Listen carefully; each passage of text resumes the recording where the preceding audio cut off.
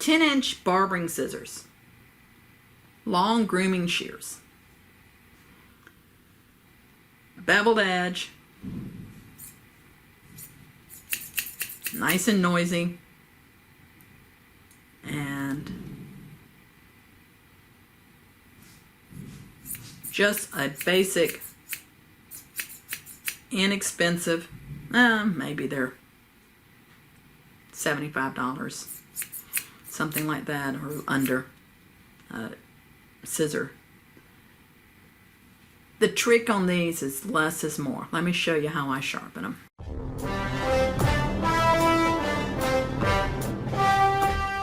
Now, what I want you to notice on these scissors, or shears, whatever, it says USA Stiletto. It's not a big name brand that regular screw, and it really doesn't have much of a hollow. Let me show you what I'm talking about, a hollow. This is a shear we're going to do next. But you see, can you see the difference between how this one is dished out when I turn it back and forth the light? It's got a, we call it a hollow. I don't know why we don't call it concave. It doesn't make sense when you call the outside convex. But it has a hollow to it. This one doesn't. So you would not want to take this one apart and work the rod line. You wouldn't, and this is a little controversial, but I wouldn't take the screw out. Now, maybe the washer's messed up, maybe things might need to be replaced in there, but I find in my experience I get into more trouble taking that screw out than I do and replacing washers or whatever, cleaning up underneath there, than I do in leaving it in. So if I don't have to work the rod line, I'm not going to take it apart if I can avoid it. Now you say, well, how are you going to sharpen these when they're that long, when your plates are 6 inches and look, this goes beyond the center? Well, I'll show you how. There's a couple of ways we do it. So this is my Scimech machine. This is what I do all my shear sharpening on, whether it's beveled edge or convex. Convex, of course, my clamp will rotate. Beveled edge, I'm going to just keep it where it is. And I can set the angle on this clamp. So I'm going to guess what the angle is on here. Most of the time on these beveled edge ones, I'll start with a 35-degree angle as a guess, as a guesstimate. I might do a scratch test. And I'm going to show you 2 ways I do these. So this is the proper way. This would be the way if you were coming in for training that I would show you. And then I'll show you how I really do it in real life. It's sort of like, I don't know. I know most of you that watch this channel are men, so you may not have ever taken home ec in school, but in home ec you had to base everything together. I don't know if they even teach home ec now in the public schools, but had to base everything together and then do it exactly so. And then when you're out in the real world, you skip a lot of steps. And now, if you were doing a bridal gown, you don't skip any steps, but if you're just doing everyday sharpening. Now this is a 400 grit. I would probably use either 800, 600, 400 grit, or I might with a micron. This is 100, a worn 100, or I might use a 60 or 80 micron. These would be my choices on a flat plate. And there might be an exception. I'll show you in a second. And the trick here is that you're wanting to think about only working this part. You're not trying to get in the middle. So let me color in my edge, and you can see this was one I've been sharpening before, so there's some red Sharpie still there. But red Sharpie's my friend.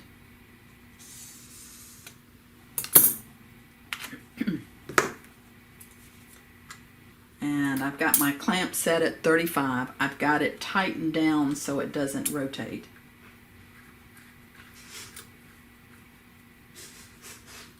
And I actually have a video where I'm doing a 14-inch shear. I just have to pull this out and take this off if it's a really long shear. But this is 10 inches. Rarely are you going to see anything longer than 10. And I'm only really touching from here to where that line is. Let me zoom in so you can see what I'm talking about. Can you see the light underneath the blade right here, starting there? When I put my light underneath here. So my part of my shear is only touching from here to here. So this area is not out. So if I was, when I'm sharpening this shear, I'm going to pull it all the way out. See that? So I'm working on the whole blade. Now, the problem with a 10-inch shear and using the clamp, can you see I'm hitting over here? So I'm having a little bit of problem when I'm getting here because this is hitting. So I have to clamp it a little further back so I have room for this to move. And I'm getting here. If I get much more than 10-inch, it's going to be a problem. Maybe I could put the tip of my blade out here. But we also have a groomer upgrade that's about a ½ inch longer. And it becomes more of a problem when you're doing the other side, when you've got the little finger rest there. So let's see what it looks like at 35 degrees. Now, interesting enough, I have not removed the red, but I'm at the back of it. See, the back part's removed, but not on the edge. So that means I need to have that angle down more, blunter. So I'm going to reset my clamp. It's at 35. And looks like it's a big difference. I'm going to go on down to 25. And then scratch it.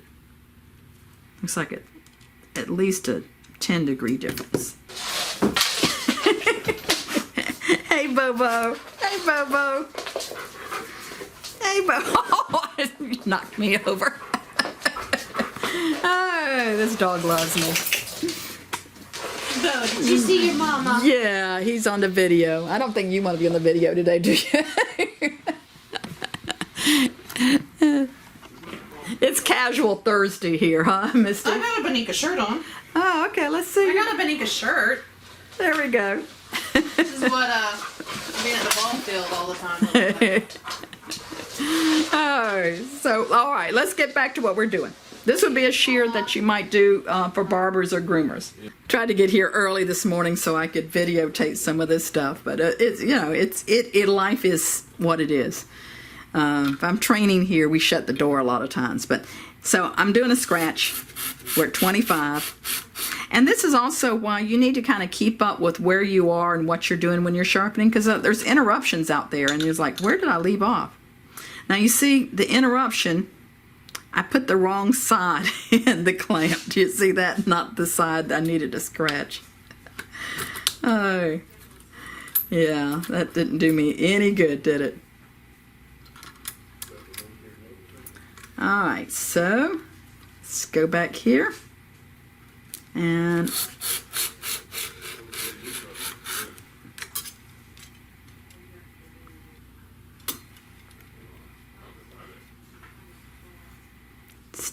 close to it, but it's still not there.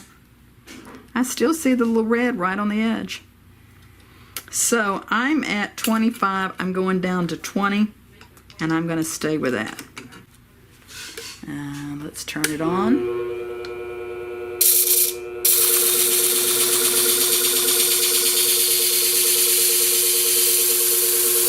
And you see how I'm actually turning this a little bit to get that whole blade as I'm going by.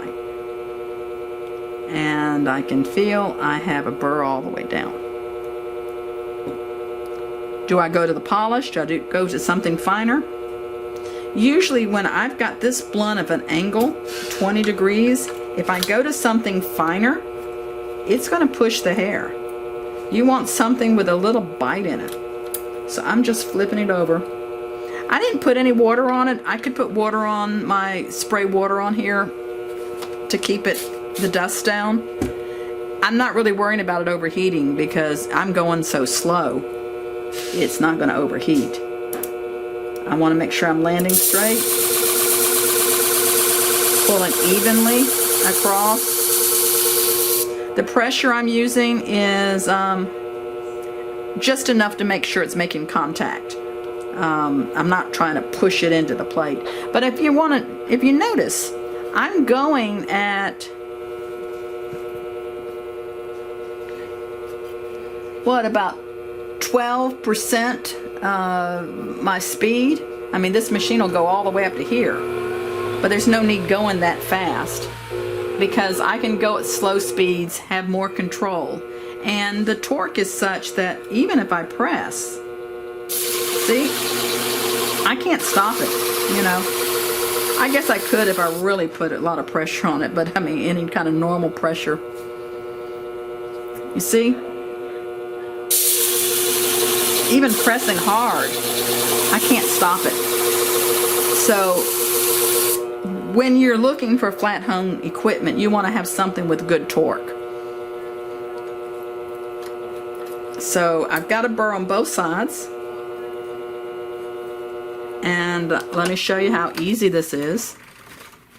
I got my paper towel here.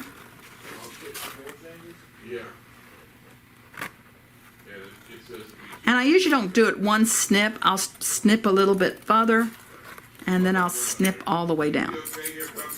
That cut the burr off. This cut's dry. That's good enough for this. And it cuts. But this is one that I would test with the fur, the finer fur.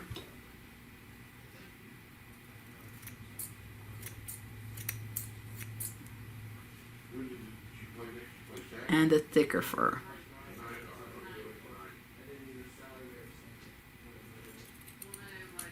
Ah, you see it kind of folds a little bit.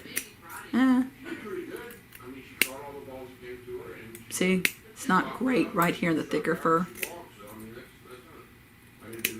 But for the price of these shears, I would let this pass. So next I'm going to show you how I would really sharpen. Oh, and always check the tip. Make sure it doesn't overlap. There's not anything super pointy about it.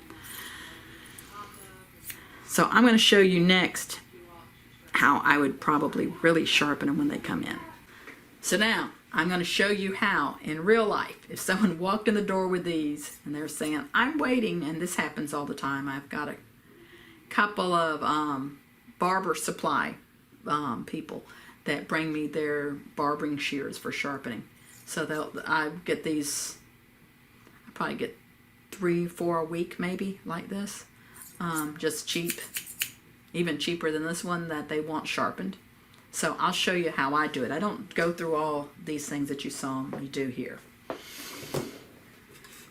If you're new, you might want to go through all these steps.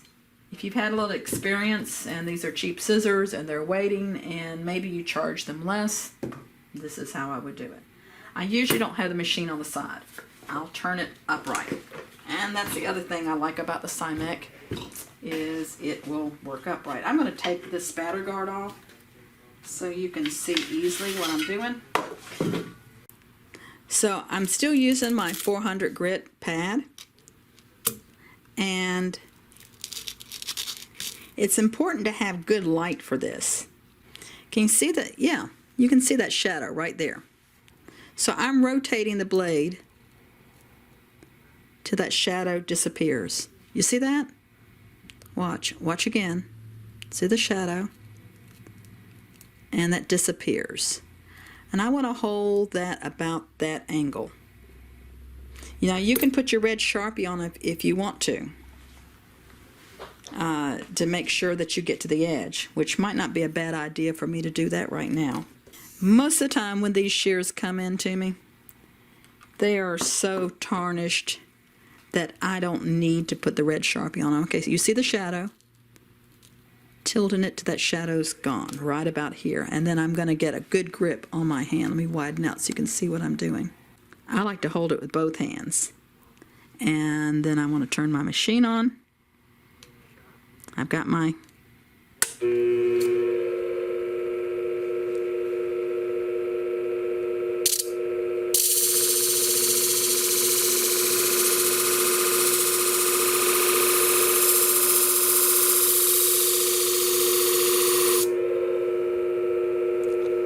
Didn't get quite to the edge. You see that the red's still there?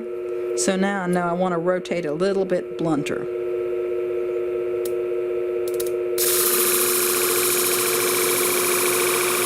And I want to zoom in here so you can see this burr popping up.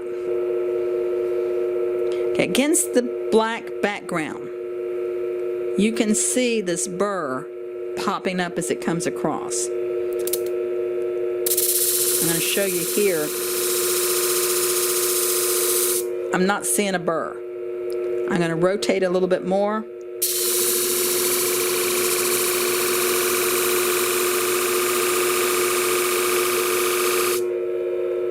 And you can see the burrs I'm getting there. Now I'm getting all kinds of crazy angles, but that's one of the consequences of doing this freehand. And also, you're going to expect more of that when you're learning.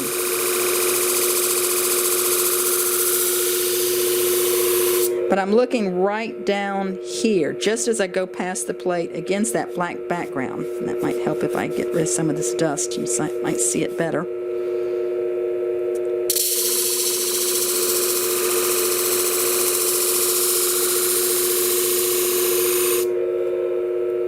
And I don't have a burr down here, and I couldn't see it popping up either when I got there. Once more.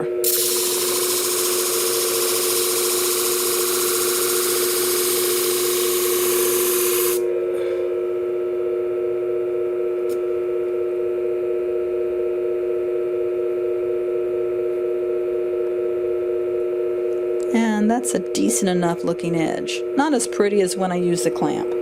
Now, usually I'll go a little faster on these. So I'm going to turn it up.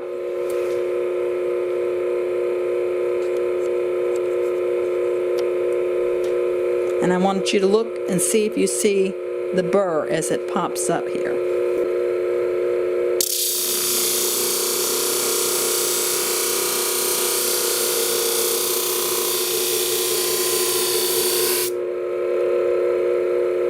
Now, can you see I've overheated the tip a little bit? Turn this off and you can see. Can you see I've sort of discolored the tip a little bit? That's what happens when you go faster.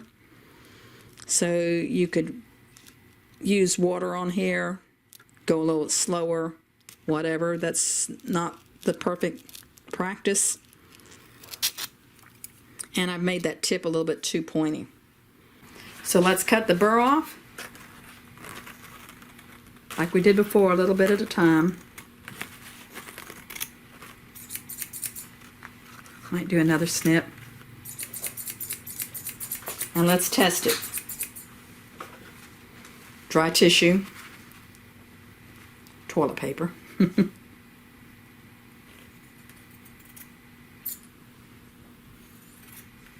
See if it cuts wet.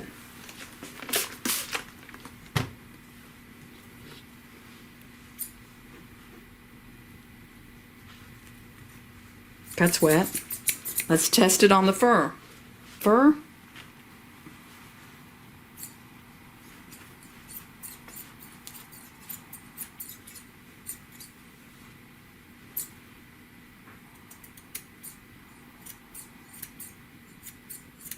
That's those fine pieces. See how it cuts thick.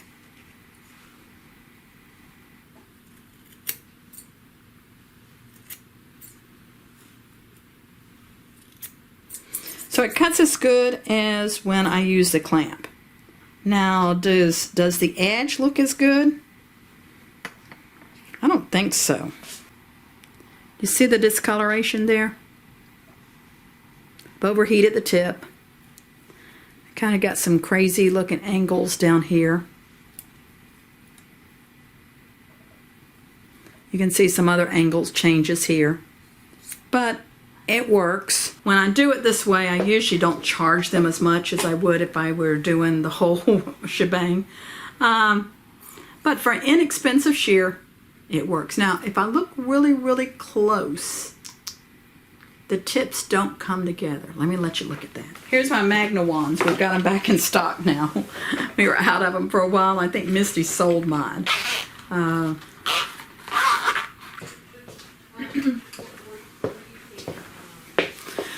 Alright, so these use the AA batteries, and as Misty informed me, they didn't come with batteries. I don't know.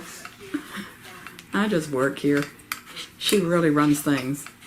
I might be 90% owner, but she's the one that knows what's going on. Ah, there we go. So I want you to see the tip on these.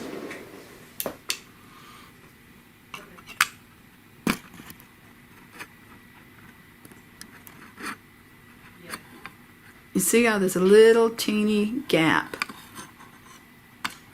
where they don't quite meet. And also there's a little discoloration.